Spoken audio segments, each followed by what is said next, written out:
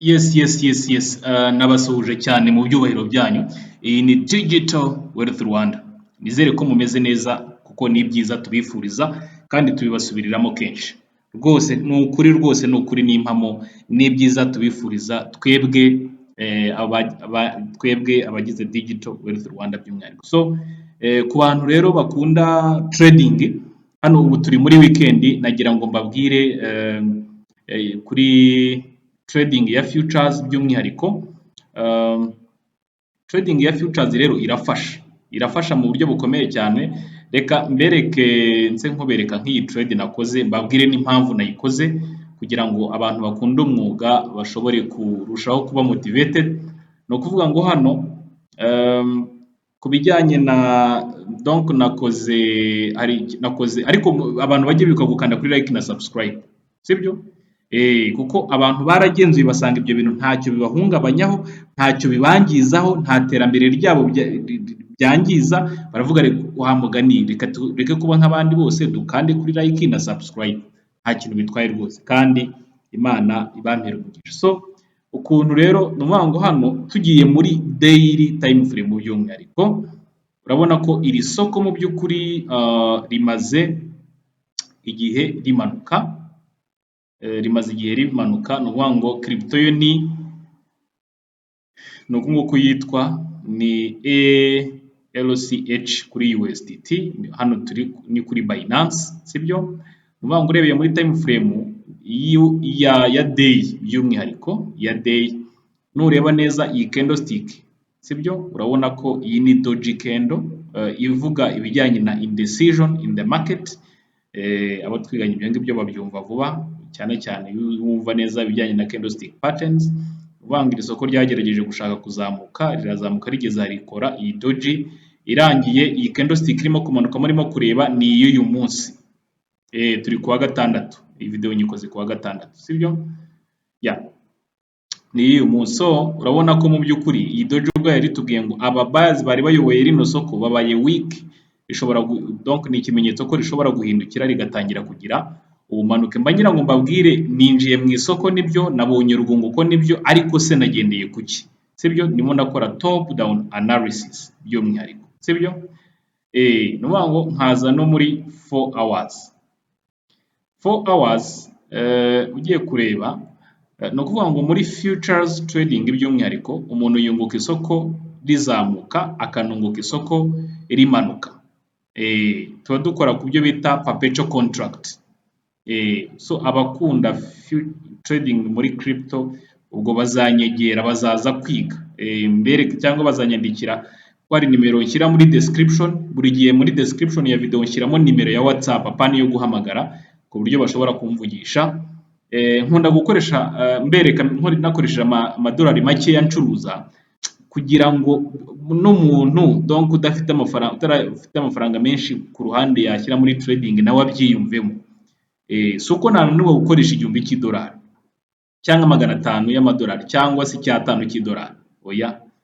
Uko nananiwe kubikoresha, ahubwo bagira ngo nereke umuntu ko ushobora kuba wifitiye amadolari yawe 100 kandi ukaza muri iri soko kandi bikagira icyo bikumarira. Urabona ko hano naho isoko ryatweretse ubumanuke, ngira ngo biragaragara. Iyi candle kuri iyi tubyita bearish harami, sibyo? Ni ikimenyetso ko isoko ryari rihindukiye. Urabona ko ryakomeje kumanuka. Aha kandi aha ni mu masaha. Candlestick nk'izo mu masaha rero ziba zifite ubusobanuro bukomeye. Manutse hepfo ku nyungu, urabona mfite inyungu y'amadolari 62. Inyungu y'amadolari 62, kandi ngewe nakoresheje igishoro cyanjye still ni amadolari 100.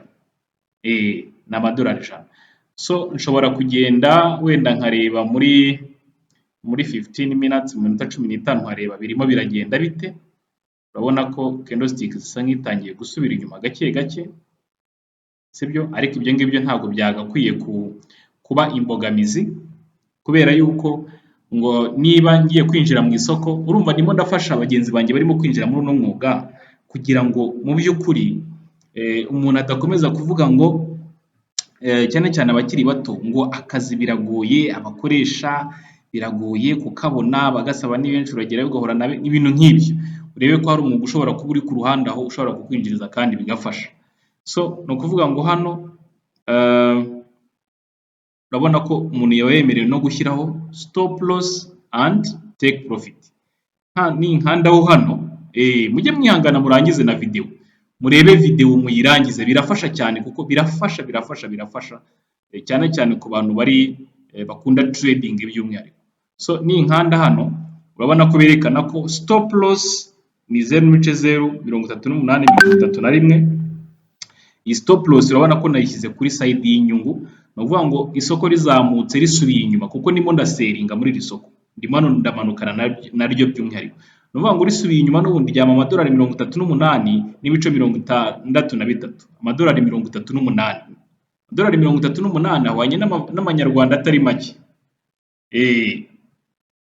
sibyo? Risubiye inyuma ryama aya ngaya, ariko nari natagetinze inyungu y'aya ngaya kugira ngo arimo arasomeka. So banyira ngo ngerageze kubahiriza ibijyanye na risk to reward ratio. Ni isoko wenda nshobora no kuvamo no mu kanya rwose, kanya nshobora no kuvamo, ariko nabwo kijyanye na risk to reward ratio muri rusange naba nacyubahirije cyane rwose, kuko mfashe n'umwanzuro nkavuga ngo hano mvemo, sibyo? Urumva ko hari umuntu ushobora kubona bino bintu akavuga ko bimeze nk'amaji kweli, ese nshobora kuba mfite amadolari yanjye 100 nkiga uyu mwuga wa trading, amadolari 100 koko akanyungura amadolari 60 umunsi umwe? Nyine ukumva hari ibintu nyine wumva igishoro gito. Ubundi ahantu henshi bakubwira yuko ahantu henshi bakubwira ko igishoro gitoya nta kintu nyine kiba ari gitoya, nta kintu cyazana. Bakubwira ko igishoro gito nta kintu cyazana, kuvuga ngo ugiye gutangira business ngo uyitangize wenda ibihumbi 170, kewe tata we baravuga ati bantu baguseka, abantu nyine hano hanze wowe uti rero njye ndashaka kwikorera business, urumva atari ko igishoro nyirizina igishoro ni 200 by'amanyarwanda, kewe tata abantu baguha urw'amenyo, kewe tata we bati mbega umuntu ufite ubwonko bufite ikibazo. Abantu benshi rero bakunda gutanga ibyo bita inkwenene. Sinzi ikibazo kiri mu bantu. Dukeneye abantu benshi bavuga amagambo y'ihumure, abantu batanga ihumure, abantu batanga courage ku bandi, kubera yuko niba umuntu yaragize n'amahirwe cyangwa byaragenze neza akaba afite ikofa ameze neza, hanyuma se so what, birangire biteze? Kuko urumva hari n'abaherwe tuzi bavuye kuri iyi si, numva njye uko myumva ngiriwe ubuntu nkagira ubushobozi buri hejuru, bufatika buri hejuru, cyane byose umutima wo gufasha abandi wo nagerageza kuwugira, nkagira support mbaha kugira ngo nabo bagerageze kugira gute kuzamuka. Nuko aho hejuru yo mu bushorishori ngewe ntabwo ndagerayo, sibyo? Ntabwo ndagerayo, ariko hari umuntu wigeze gukoresha statement nziza cyane, aravuga ngo niba umuntu urumva ntacyo wamusapotinga financially, niba nta kintu wamumarira mu buryo bw'amafaranga, winamusebye cyangwa ngo umuvuge nabi cyangwa se ngo umunnyege, oya, tsinda iyo myuka mu izina rya Yesu. Witeka Imana yo mu ijuru yaturemye twese mu ishusho ryayo, bititaye kuvuga ngo uyu muntu ngo arakennye, uriya ngo arakize, ngo yagize. Niyo mpamvu nta bigare ngira, kuko abantu wenda hari abantu bitewe, urumva uko umuntu agenda azamuka kenshi mu mafaranga, uko nabibonye abantu baganira cyane cyane ku butunzi, ibyo bagezeho, ibitekerezo byatuma barushaho kwaguka kurushaho, sibyo? Ariko ni gake cyane ushobora gusanga umuntu wubakitse arimo kwakira umuntu uciye bugufi mu buryo ndavuga financially, ngamwakira neza nyine, donc atamusuzuguye, adapinze. Sinzi niba ari imiremere muri character, mu miremere ya muntu, sinzi ukuntu byagenze, ntago birangura. So niyo mpamvu nta bigare ngira, ntavuge ni Imana ninshoboza atobora nkabona nka miliyoni y'idolari, ngewe nzashaka uburyo nifashiriza abantu ntacyo mbatse, bazahure bavane piyo, kandi ntarirarenga ngewe umuhigo ndawufite. umuhigo ndawufite kandi ntarirarenga, kandi hano mu isi ikintu nakubwiza nta neza mu buto bwayo, nta neza ipfa ubusa. Kandi ntihazagire n'ukubeshya ngo hari ahantu hataba challenge. Challenge muri business zibaho. Mu minsi ya vuba ishize nta n'iminsi myinshi irashira, sibyo? Hari aka business twashinze kari tradition, ariko abantu baraje baratwiba, batwiba ibihwanye na 1,700,000. Mu gicuku baza mu gicuku batobora baratwara ibihwanye na 1,700,000. Urumva, ariko urumva ubuzima bwanjye bwarakomeje, n'umuntu Imana yampaye ngo tubane, ubuzima ntabwo bwahagaze, sibyo?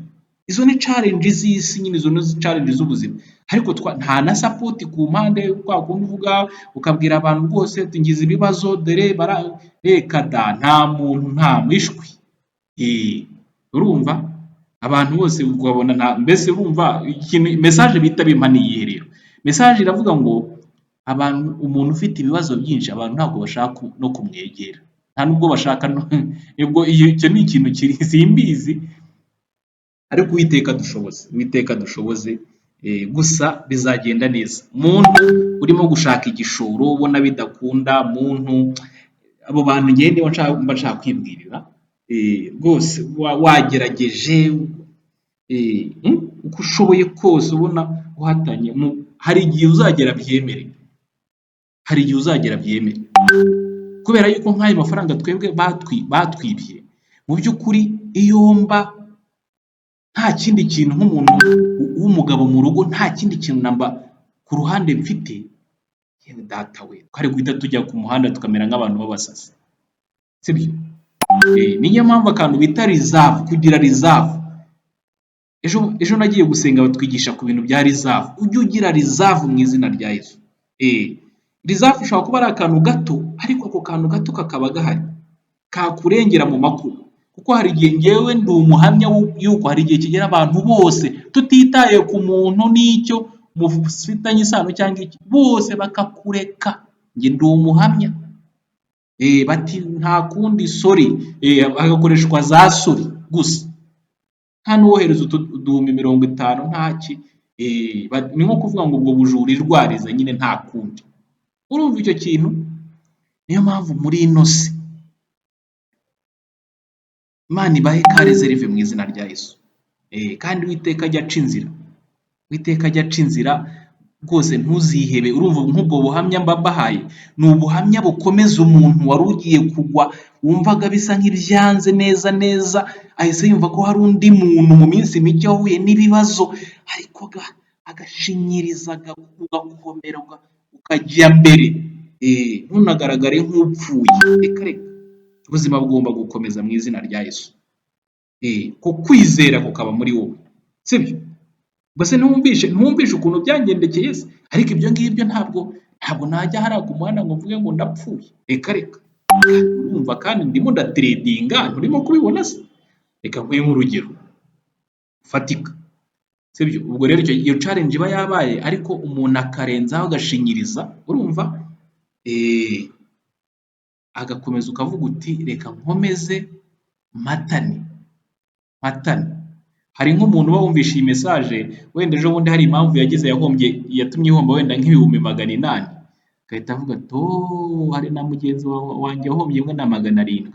Okay, buriya bya bintu koko, okay, reka nanjye nkomere, sibyo? Nk'aya madolari bibaye ngombwa yuko urumva nakoresheje amadolari 100, sibyo?